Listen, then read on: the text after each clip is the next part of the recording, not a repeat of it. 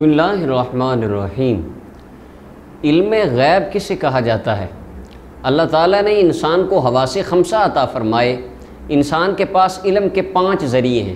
آنکھ سے علم حاصل کرتا ہے دیکھ کے، کان سے باتوں کو سن کر علم حاصل کرتا ہے، اور اپنے ناک سے سونگھ کر علم کو حاصل کرتا ہے، ذوق سے چکھ کے کھانے کا علم حاصل کرتا ہے کیسا ہے، ایسا لمس کا ہے کہ انسان چھو کے علم حاصل کرتا ہے کہ یہ کیا شے ہے۔ یہ 5 جنہیں حواس خمسہ کہا جاتا ہے، اللہ تعالیٰ نے علوم کے ذرائع ہر انسان کو عطا فرمائے، اور بلکہ یہ صرف انسانوں کو ہی نہیں بلکہ اللہ تعالیٰ نے جانوروں کو بھی یہ چیزیں عطا فرمائیں، حواس خمسہ انہیں بھی دیے گئے۔ اب یہ حواس خمسہ ہر انسان اور جانور کے پاس موجود ہیں، جن سے انسان ظاہری طور پر علم حاصل کرتا ہے۔ اب جو ان حواس خمسہ کے اندر علم نہ آ سکے، اس علم کو علم غیب کہا جاتا ہے۔ اب ہماری سائنس ہے، یہ حواس خمسہ کے اوپر ہی بحث کرتی ہے۔ سائنس یہ بحث کرتی ہے کہ یہ دنیا کے اندر پہاڑ کس طرح ہیں، پانی پر بحث کرے گی، تاروں پر بحث کرے گی۔ اب جو انسان کی عقل ہے، عقل چلتی ہے آسمان سے نیچے نیچے، اور سائنس بحث کرتی ہے صرف عقل پر، جو چیز عقل میں آ سکے۔ اب سائنس کی کسی کتاب میں کبھی یہ بحث نہیں کی گئی کہ آسمان سے اوپر کیا ہے، یا اللہ تعالیٰ نے آسمان کے شے بنائے۔ یہ موضوعات کو سائنس ڈسکس نہیں کرتی۔ اس کی وجہ یہ ہے، جہاں پر عقل ختم ہو جائے وہاں پر غیب شروع ہو جاتا ہے۔ اب عقل ہے آسمان سے نیچے نیچے، اور آسمان سے اوپر غیب ہے۔ اس غیب کو بتانے کے لیے جو ہستی تشریف لائے، اس کو اللہ کا نبی کہا جاتا ہے۔ اور اگر یہاں پر، اور نبی کا مطلب ہی یہ ہوتا ہے غیب کی خبریں دینے والا۔ یہ ہمارے کچھ حضرات جو خوارج ہیں وہ ترجمہ کرتے ہیں، تو نبی یا ایھا النبی انا ارسلناک قرآن کریم ہے، تو اس کا ترجمہ کرتے ہیں اللہ نے فرمایا اے نبی۔ اب نبی تو عربی زبان کا لفظ ہے، اردو میں اس کا ترجمہ کیا ہے؟ اردو میں اس کا ترجمہ ہے غیب کی خبریں دینے والا۔ انبیاء غیب کی باتیں بتانے کے لیے تشریف لاتے ہیں۔ ہمارا ایمان ہے اللہ تعالیٰ نے اپنے محبوب کریم صلی اللہ علیہ وسلم کو اپنی مخلوق میں سے سب سے زیادہ علم غیب عطا فرمایا، یعنی جو چیزیں ہم نہیں دیکھ سکتے، ہماری عقل جن چیزوں کا ادراک نہیں کر سکتی، اللہ تعالیٰ کے محبوب ان چیزوں کو جانتے تھے۔ اور یہاں پر یہ بات ذہن میں رکھی جائے کہ عالم الغیب اللہ ہے۔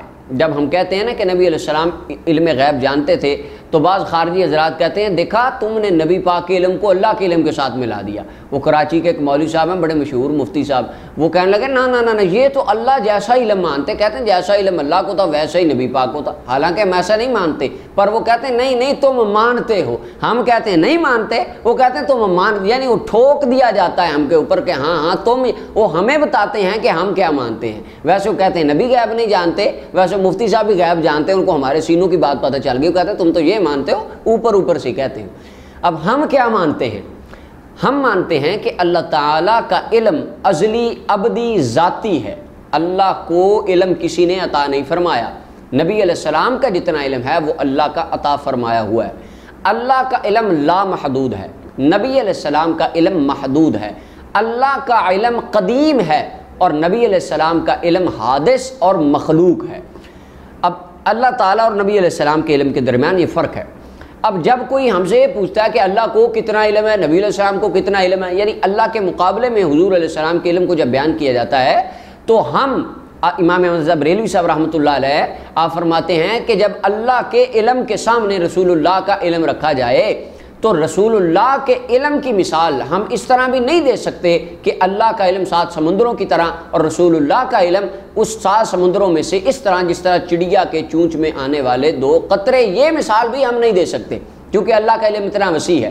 اچھا کچھ کہتے ہیں یہ مثال آپ کیوں دیتے ہیں؟ وہ ہم نہیں دے سکتے، لیکن صحیح بخاری کے اندر کتاب العلم کے اندر حضرت موسیٰ و خضر علیہ السلام کی جب ملاقات ہوئی، تو وہاں پر حضرت خضر علیہ السلام نے بھی یہ چڑیا کے چونچ والی مثال دی تھی جو امام احمد بریلوی صاحب نے دی تھی۔ بخاری کتاب العلم پڑھ لیجئے۔ جب رسول اللہ کے علم کو مخلوق کے علم کے سامنے رکھا جائے، تو ہم یہ کہیں گے کہ تمام انبیاء، اولیاء، صلحاء اور تمام مقربین الہی فرشتوں کا علم اس طرح ہے جس طرح چڑیا کی چونچ میں 2 قطرے، اور رسول اللہ کا علم 7 سمندروں کی طرح ہے۔ یعنی مخلوق خدا میں سے سب سے زیادہ غیب کا علم اللہ نے اپنے محبوب مکرم صلی اللہ علیہ وسلم کو عطا فرمایا۔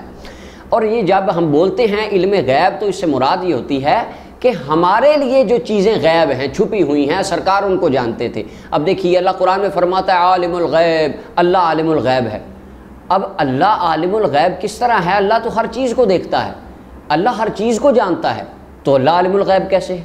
جو اشیاء ہم سے پوشیدہ ہیں، ہمیں نظر نہیں آتی، اللہ ان کو جانتا ہے، وگرنہ اللہ کے لیے تو کوئی شے غیب نہیں ہے، اللہ سب کچھ دیکھتا ہے، ہر شے کو جانتا ہے۔ اسی طرح جب ہم رسول اللہ کے لیے علم غیب بیان کرتے ہیں تو اس کا مطلب یہ ہوتا ہے جو اشیاء ہم نہیں دیکھتے، رحمت للعالمین صلی اللہ علیہ وسلم ان کو دیکھتے ہیں، جو ہم نہیں جانتے وہ حضور جانتے ہیں۔ اور سرکار نے خود فرمایا انی اعلم ما لا تعلمون، فرمایا جو میں جانتا ہوں وہ تم نہیں جانتے، واسمع ما لا تسمعون، فرمایا جو باتیں میں سنتا ہوں وہ تم نہیں سنتے۔ یہ علم غیب کا ایک مفہوم تھا کہ جب ہم علم غیب بولتے ہیں تو اس سے مراد کیا ہوتی ہے۔